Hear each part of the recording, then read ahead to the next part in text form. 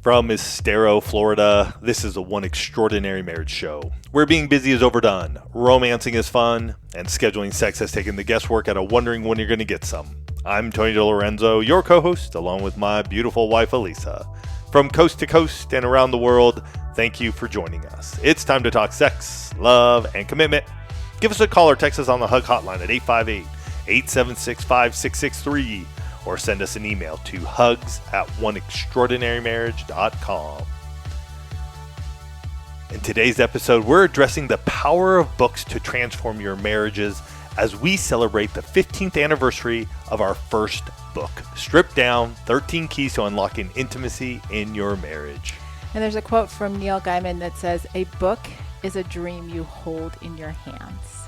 And I think as we talk about the power of books in your marriage, I think there's a lot of truth to that. I think a lot of times you all have picked up books, and it is a dream that you have for what your marriage can become. And we're going to be talking about that in today's episode. But first, we start every episode with a hug. And, you know, we love getting your hugs, whether it's, an iTunes review that you post, whether it's a review of 6 Pillars of Intimacy that you post, or whether it's a hug that's sent via email or DM, being able to hear your words, receive those words, and not just be able to receive them ourselves, but also be able to share them with the one family, right? And the transformation, the growth, the unexpected wonders that you've had in your own marriage as you've taken action is just amazing. And this hug comes from an email that we received that said, "I started listening to your podcast a couple weeks ago. I binge listen while at work and send my husband episodes. He listens, and then we discuss them. We've started our own Therapy Thursday where we talk about any and everything openly. We've made our bedroom a sanctuary, and I've chosen to make our bedroom a no rejection zone. My husband's been extremely happy and has noticed that he needs a break sometimes. And I just wanted to say thank you for what you do and how you are helping marriages. We're inspired to do the same and start sharing our journey. Our anniversary is in a couple of weeks, and bringing in all 6 intimacies has changed our marriage. This is the greatest anniversary present I could have asked for. Thank you again for giving us both points of view." That's awesome. I love it. Absolutely. And, it has been a journey, right? And all of these intimacies, I love the fact that the hug that I have for this week does talk about the 6 intimacies, because 15 years ago, this very week, we released our first book, Stripped Down, 13 Keys to Unlocking Intimacy in Your Marriage. And this was the book that came after our 60-day sex challenge, right? So if you look at it, many of you may have listened to episode 1, which is called 60-day sex challenge.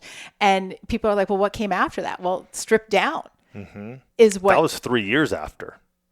2008, 9, 10, 2 years.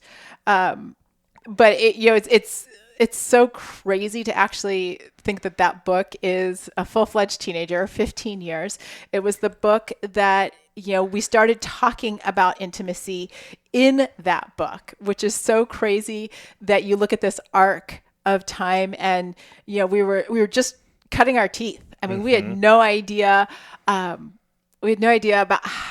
truly how to articulate and refine that message like we've done now, as we've had almost 1,000 conversations. We're nearing in on 900 episodes. So not quite 1,000, but getting close to 900. Talking about this thing called intimacy, closeness, and connection.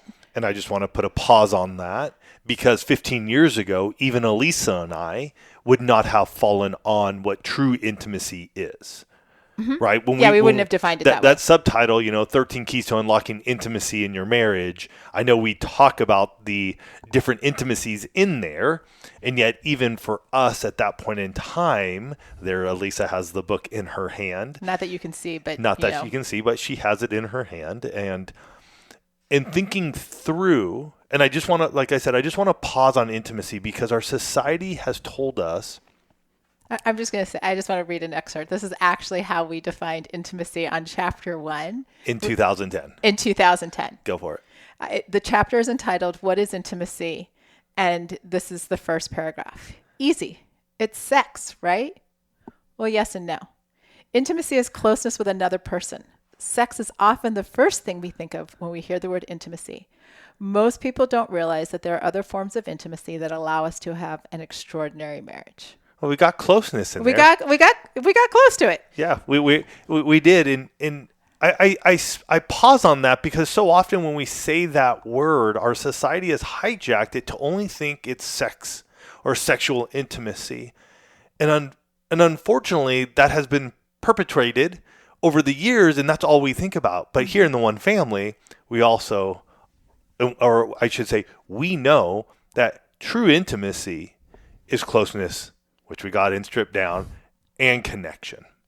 Well, and what was so incredible about releasing that book back in 2010 is that we had no idea how that book was going to impact so many of you. We had no idea how that book was going to really begin to change our lives and to change the lives of the One Family, because that book was the precursor to Connect Like You Did and 7-Day Sex Challenge and what did we do after that? I'm like, Trust Factor. Trust Factor. And then we had the whole 6 Pillars of Intimacy series and the monthly planner and all of this kind of stuff. And, what's been so interesting is that these books, very much like that quote that I read is, a book is a dream in your hands that you hold in your hands. These books that we've had the privilege to author have been dreams and become dreams of the marriage that so many of you want to have. And that's been an honor and a privilege. We do not take it lightly when we write a book and release one. Yeah. If you want any of our books or even some of the books I think we're going to discuss here today, they may not all be here, but if you go to oneextraordinarymarriage.com/Amazon, scroll down a bit. This is our Amazon shop area, and we have a section called Our Favorite Reads. I'll also put a link here in the episode notes for you, but there are a bunch of books, our books, as well as other marriage books that we have read, that we have shared here on the One Extraordinary Marriage Show, because we believe, and Elise and I are readers, and readers are leaders, and then we can lead in our family and in our marriage by learning new things. And I want to share, because last week we did ask on Instagram stories, what book has made a difference in your marriage? Because this isn't about just solely the books that we've read. We know we are not all encompassing. We do not ever, say that we are the end all be all when it comes to that. And so it was great to hear what else you've read that has made a difference. We got responses ranging from the Bible to modern marriage to books like The 5 Love Languages, Sheet Music, The Empowered Wife. And, what was so impressive about this is that the list was so much variety. And then the follow-up question that we asked was, how did these books impact your marriage? Because it's not enough. We record the One Extraordinary Marriage Show from my office, and I have a bookshelf in my office, and there are so many books on there and so many marriage books on there. But those books on my bookshelf do squat. They look pretty. They're color coded, all of the things. But if a book doesn't get picked up and used, it's literally just like a paperweight or a piece of art on your shelf. And so when you get into these responses around how people have been impacted. One person said the book taught me what unconditional love is, helped us have a different view of sex and a wife's role in the relationship. Someone else had said that one of the books that they read made them better aware of their needs and of their spouse's needs. And it's so incredible about this, because when you read a book, when you pick something up, you have the opportunity. Right? It's an opportunity. It's not a given, but you have the opportunity to, increase your emotional intelligence, to learn new marriage strategy tools, to give couples a shared language for their marriage. I mean, that's something we've heard a lot with 6 Pillars of Intimacy, is that it gave couples a vocabulary, this shared language for their marriage. But it's being in this place of what is the application of the book into your marriage. And there are so many different books. And I will even say this. There will be times, most likely, when you pick up a book, a marriage book or something that you feel would be of benefit to yourself and your marriage, and your spouse may not be interested. It happens. And that's okay. You can still apply what's in a book to your life and into your marriage. Your spouse doesn't have to read the same book. Elisa and I don't often read the same books. I mean, we'll read devotionals together at times. We'll do some of those things, but it's not like we sit down and are like, ooh, we both need to read this book together. Some of you do. Some of you even read out loud to one another. It's a way for you guys to communicate and to engage with one another. And so everybody in all marriages have a different style and in a different way. There's no right or wrong. We're bringing to you possibilities, opportunities, how you go about ingesting them, I would say, because some of you are audio learners, right? I mean, some of you really are audio learners. Other of you are ebook learners. You want it on a Kindle or some sort of device. You're able to read, highlight, put notations, and other of you like the physical book in your hands. It's real. There's something about turning a page and highlighting it. And so what we're discussing here doesn't always mean that the two of you have to be in the same book, on the same page at the same time for it to have an impact on your life. Absolutely. And, that actually highlights, I think, a very significant thing is that, books can become a catalyst for transformation, for change, and starting with the awareness that you get as you read this book, and it becomes this, how do books become such a valuable tool in your marriage? What does that look like? Because, some of the other responses that we got from the books, somebody talked about the Bible helped them truly understand God's design for marriage. Another person shared how 6 pillars helped me realize the importance of intentionality. And, you start hearing those types of phrases. And I would encourage you, the next time you get together with your friends, ask them what book. And I don't, like Tony said, I don't care if it's a book that you've, flipped the pages and highlighted, or if it's an audio book that you've read, but start getting curious about what marriage books your friends are reading. Because now it becomes just like the list of like what books, in the one family, you start hearing, you go like, okay, I haven't read that. Let me pick that up. Because when you have a book that becomes a catalyst, right? What is the change? What is the outcome on the other side of that? And how do you use that as a couple? Right? Because I have talked to so many people who, I had one couple, I remember years ago, I was coaching these incredible couple. I think they'd read every marriage book published in like the last few years. I actually told them, and I know I've shared this on the episodes before, when I was working with them, I told them, I said, you actually have to take a break from reading. You've read so many books. But you get into this place and it's like, how do we implement this as a couple? Because like I said before, it's not enough just to have the books on your nightstand or the books, on the coffee table. It's what are the actions that are coming out of the information that you learn, that are coming out of this knowledge, and how are the two of you implementing this together? There's so much to unpack around that, because the right book for your marriage can create like eternal transformation in the future of your relationship. We're going to talk about that after this break. I have to tell you about something that's become a non-negotiable in my skincare routine. Go Pure Neck Cream. As someone who spends a lot of time in the Florida sun, my neck and chest get a lot of exposure. You know how it is. We focus so much on our face, but then our neck starts showing our age. I discovered Go Pure about 6 months ago, and I wish I'd found it sooner. This isn't just another cream that makes promises it can't keep. My neck skin looks smoother, feels firmer, and I actually feel more confident wearing V-necks. What I love most is how quickly I saw results.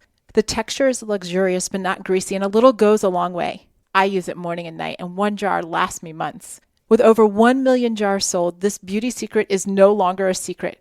For a limited time, our listeners get 25% off Go Pure with code MARRIAGE at checkout. Just head to gopurebeauty.com, use code MARRIAGE, and you're all set. And after you buy, do us a favor. When they ask where you heard about Go Pure, tell them it was from One Extraordinary Marriage. Does it ever feel like you're a marketing professional just speaking into the void? But with LinkedIn ads, you can know you're reaching the right decision makers, a network of 130 million of them, in fact. You can even target buyers by job title, industry, company, seniority, skills, and did I say job title? See how you can avoid the void and reach the right buyers with LinkedIn ads. Spend $250 on your first campaign and get a free $250 credit for the next one. Get started at linkedin.com/campaign. Terms and conditions apply. We're back, and we've been discussing how to turn marriage books into marriage breakthroughs, right? Being in this place of transformation.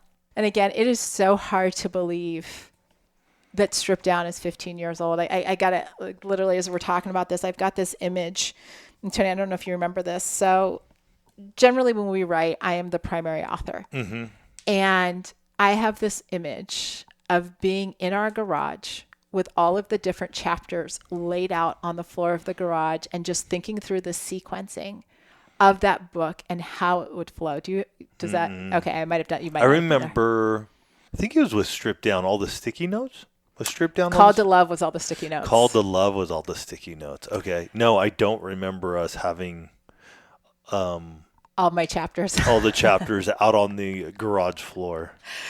It's so funny because I am, as a writer, I need the visual representation of what the chapters look like. And that was the case with Stripped Down. So if you don't like the sequencing in Stripped Down, just know that it might have been shuffled on my garage floor when I was writing it. But, it's so funny to think back to those places, because I will tell you on behalf of every author that has ever published a book, I think it's safe to say is that every author that has published a book on marriage just hopes that there's one chapter that's going to be a golden nugget for a couple to take action. Obviously, we hope our whole books create and inspire change. And that's every author that writes. But, being in this place of saying, what will be that one word, that one phrase, that one concept that sparks something in one or both spouses to take them to the next level in their marriage, not to the finish line, but what's the next thing for them. And I know that's been the heart behind every book that we have had the privilege to release, of just going, okay, you know what? I mean, it's part of the One Extraordinary Marriage mission, right? And for those of you that don't know, we get up every morning with the purpose to impact one marriage. That's how we operate. And so, as the two of you are thinking about, like, how do we use marriage books to become marriage breakthroughs in our marriage? Think about the books that you're choosing. You may be, you may have one style of author that you like and your spouse may have another style. And the two of you may have to go back and forth and do a little give and take on this to be in this like shared space. Like Tony said, he and I tend to read different books, and whether it's business or marriage or whatnot. But one of the things that we have done over the years is we've gotten really good at saying, hey, read this paragraph. Or read this section, or this really resonated with me. So it might not be the exact same style, but we've learned how to communicate around what hits us. He did this to me the other night. We're in bed, we're both on our Kindles, and Tony hands me his Kindle and he's like, hey, just read these opening paragraphs. Not like, hey, you have to read the entire book. Just read these opening paragraphs. I just want this to see how this resonates with you. And for Elisa and I, she is a voracious reader. Like, Elisa can read and read and read and read and then keep it going. Like, she is a voracious reader and can retain the information very well. So I'm laughing because menopause brain, I'm not sure about the retention these days, but like, I appreciate the compliment. Yeah, but you retain much better than I do. I'm a much slower reader. And when I do read, I have a tendency to fall asleep.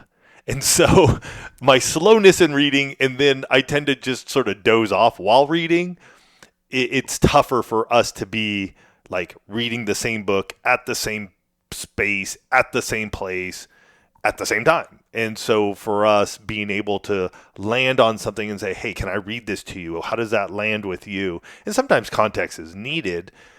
And yet it's just giving her or myself a little like glimpse into what is being read in that time, in that moment.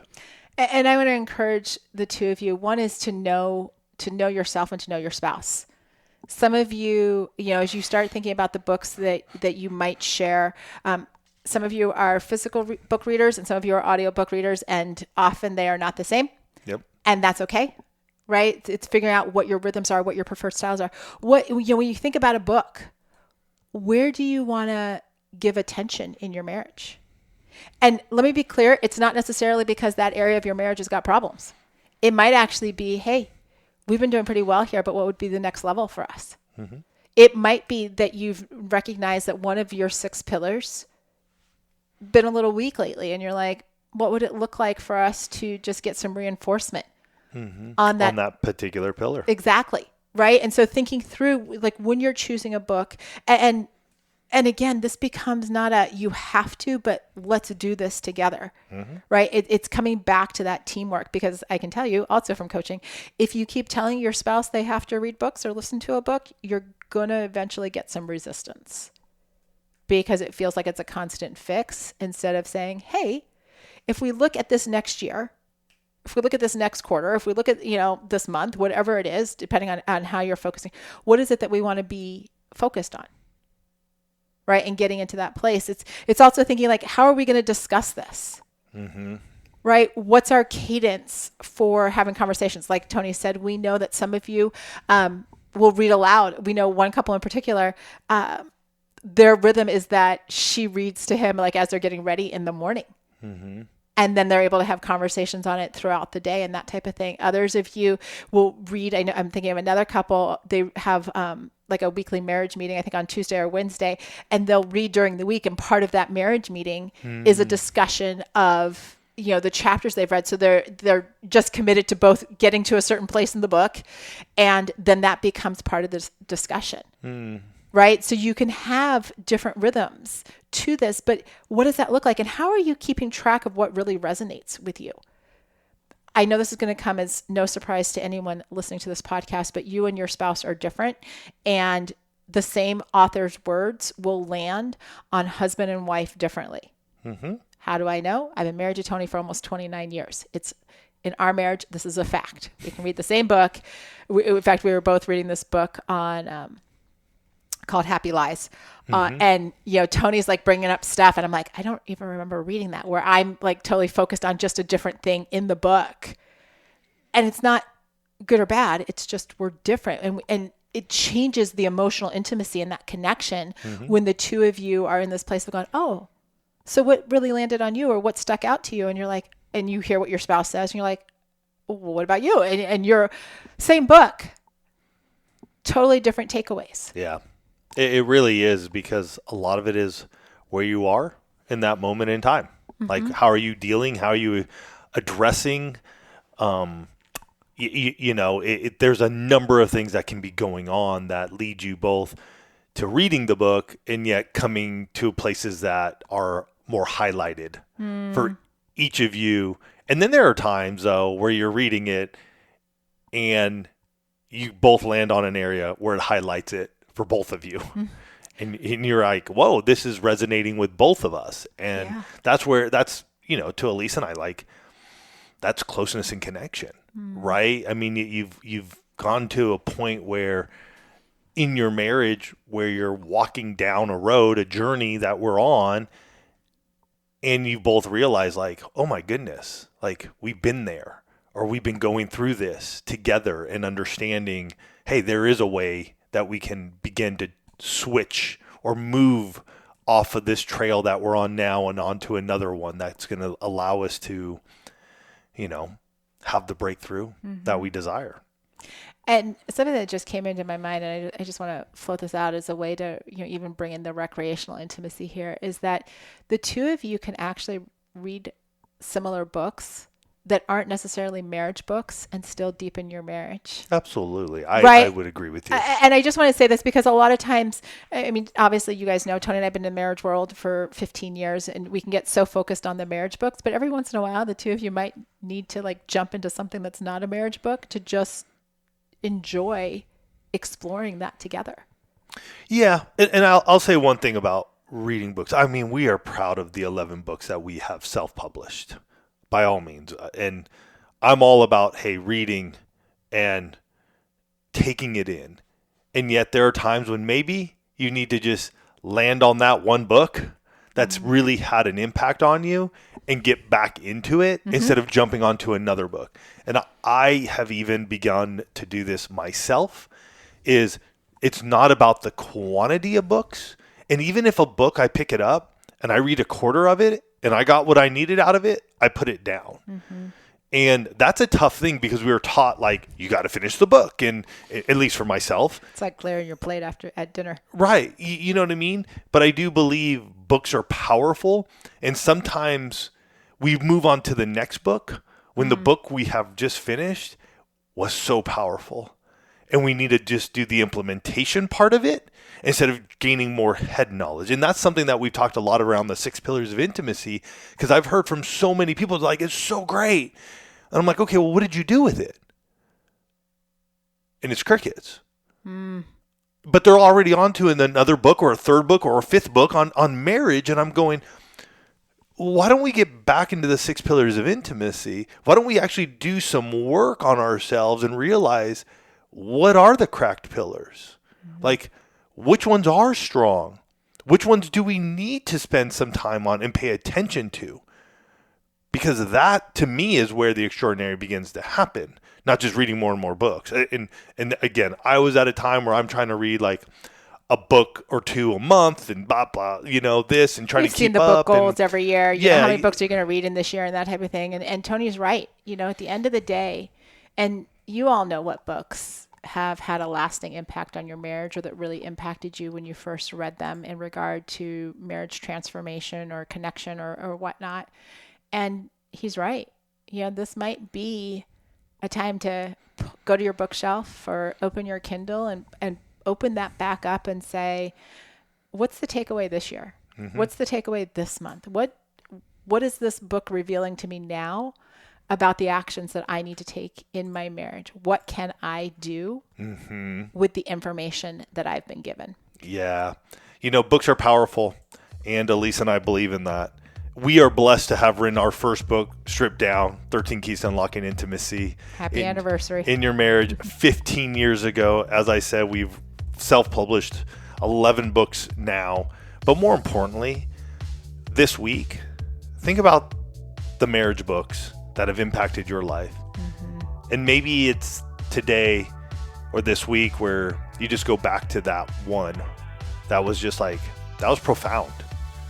Maybe we just need to get back to the basics, back to the simple, back to like, this can make a difference in our lives if we're willing. And this is the big part.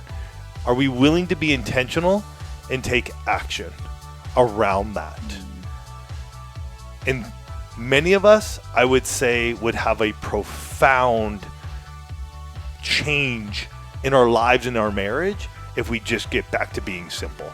Pick up that one book, whatever that book may be. I'm not saying it has to be one of ours. We are just blessed to have many of you read a lot of our books and taken them to heart and actually use them to have the extraordinary marriage you desire. And so go out there this week, enjoy a book, share your books with us. We'd love to share them, or you know what? Get in the One Family Facebook group. Put your books in there. Share them with others. We never know where people are at and how they can be impacted by those books. You guys have yourselves a fantastic week. Take care. Love you guys.